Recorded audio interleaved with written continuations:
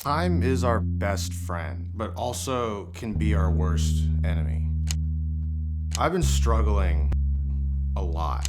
How do you maintain doing what you have to do while also maintaining what you want to do?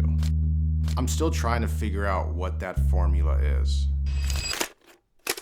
Is balancing a 9 to 5 job and YouTube possible? So before we get into this video is sponsored by, well, me. Well, actually my DaVinci Resolve node tree. And what this node tree does is take the intimidation factor out of DaVinci Resolve in the color tab. If you want to buy one less cup of coffee and purchase my node tree, thank you. And if you don't, I just appreciate you coming to watch this video and check out my channel. First link, it'll be in the bio. So to start, this video is meant for anyone who wants to create content on the side, but also has a 9 to 5 job they still have to fulfill. So many people these days have aspirations to be filmmakers, YouTubers, content creators, cinematographers, even something completely out of the creative field. And I think everyone struggles with the same thing I struggle with, and that is time. And I think that is something that's universal to anyone who is trying to get into a 5 p.m. to 9 p.m. grind after their day job. I've been in the corporate space for about 9 years now. In 4 of those years, I've been making content on the side. And for 4 of those years, I've been trying to balance my side projects, well, on the side. It sounds cliche, but it sounds like you're almost living 2 separate lives. Sound familiar? Severance. That is one of the greatest forms of television, but we're not getting into that right now. I'm gonna touch on 5 things I've learned while being a full-time corporate employee and then also a filmmaker on the side. So the first thing, and I think the first thing is the most important thing I've learned, and that is that time blocking is your best friend. The importance of time blocking, make sure you stay accountable. When you get done from your day job, you're tired, you wanna go home, you wanna have dinner, you wanna have Netflix, you wanna, if you're lucky, work out.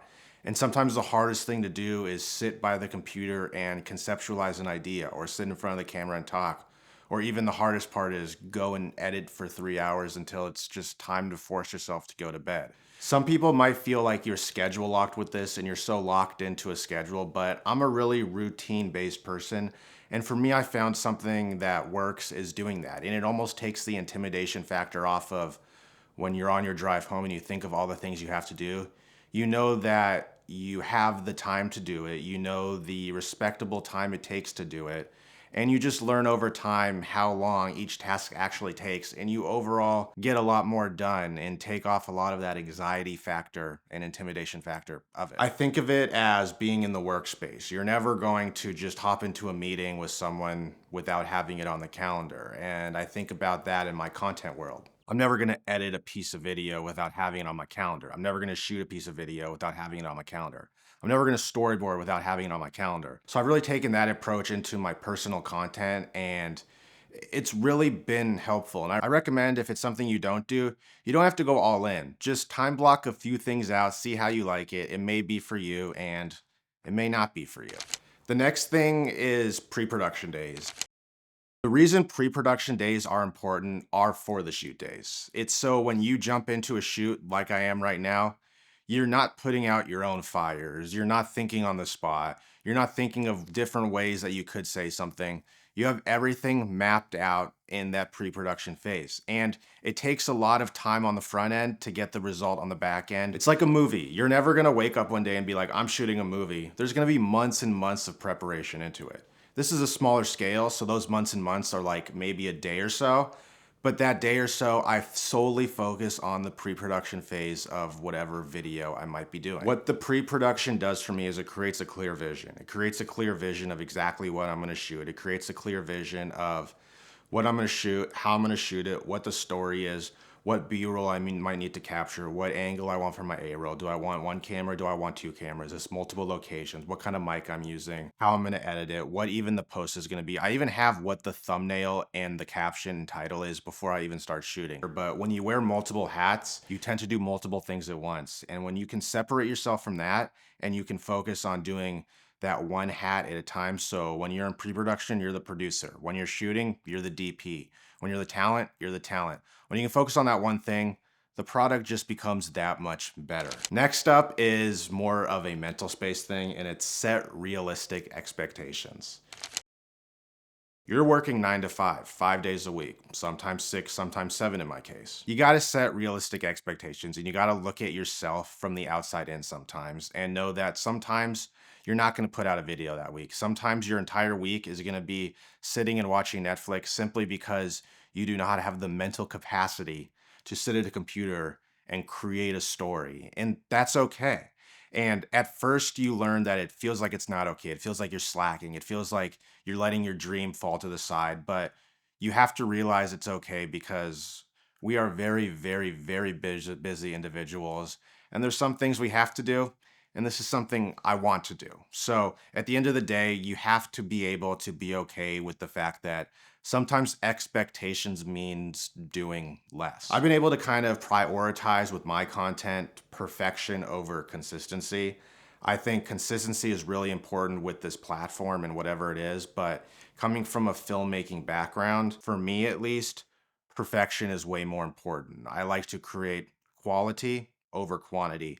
And that is just something I take a lot of pride in. So for me, sometimes a video might take 2 weeks and I might not get it out when I want to. And I have to realize that that is completely okay. It also prevents burnout. We live in a world where we're in the corporate space. There's going to be burnout there and you don't want that burnout to come home. And sometimes this plays as an outlet to prevent burnout, but sometimes it adds to the burnout. And as troubling as it sounds, sometimes you just got to step away for a little bit. The next thing is sacrifice. And this is another one that is, it's simple. Say goodbye to your weekends. Say goodbye to your mornings. Say goodbye to your evenings. Say goodbye to your holiday. Your PTO really becomes personal content time. Your personal time, your social life, and your work-life balance. You got to learn how to manage that because if you don't, it'll get really messy really quick. If you want to do something on the side, that feels like a full-time thing on top of a full-time thing, there has to be sacrifice. It's as simple as that. For me, the sacrifice comes in my mornings, my weekends, and my evenings really the most. And it is what it is. I enjoy it. I like to sit at my computer all day, Saturday and Sunday, and just create. I like to spend my mornings like I'm doing right now at 5 a.m. creating a video. Sometimes you need to carve out those specific times, and it goes back to the time blocking to do the things you need to do. And as I talk about sacrifice and I say buy weekends, buy mornings, and buy all those things, if you go back to that first step in time blocking, you can get some of that time back. So as it might be 5 a.m. and I woke up at 5 a.m. to shoot this video, I'm gonna get from about 6:30 to 7, some time just to chill, drink a coffee, maybe scroll or respond to some emails. And that's all because I've time blocked my morning. I've sacrificed what is sleep to get up and shoot this video. And when I get home from work tonight at 5:30 p.m., 6 p.m., I'm gonna feel like I've had an accomplished day in both the 9 to 5 world, but also the 5 to 9 world. And then finally, track your progress and celebrate the small wins. You get caught up in the grind and you forget that there's milestones in this. For me, milestones come in every 1,000 subscribers. It comes in a 1 out of 10. It comes in the fact that I can just hit export on a video, upload it, and know that I am feeding content to a community that I want to engage with. And that's something that is very important to me. So I like to celebrate those small wins, even if it's sitting back in my chair and just taking in little things like having a studio in my home, building the studio out, being able to drive home knowing that I can come into a place that I can close the door and just let my creativity flow, or do absolutely nothing and know that it'll all be there the next day. And you just got to remind yourself in this grind that it is slow. It is a slow, slow turn. It's a slow turn and burn. You got to just celebrate the small wins to get yourself. Those are my 5 steps I've kind of learned over my time working in the corporate space, but also having a side grind and treating them both as, well, one being a full-time and the other one being a side gig, but treating the side gig almost as a full-time thing.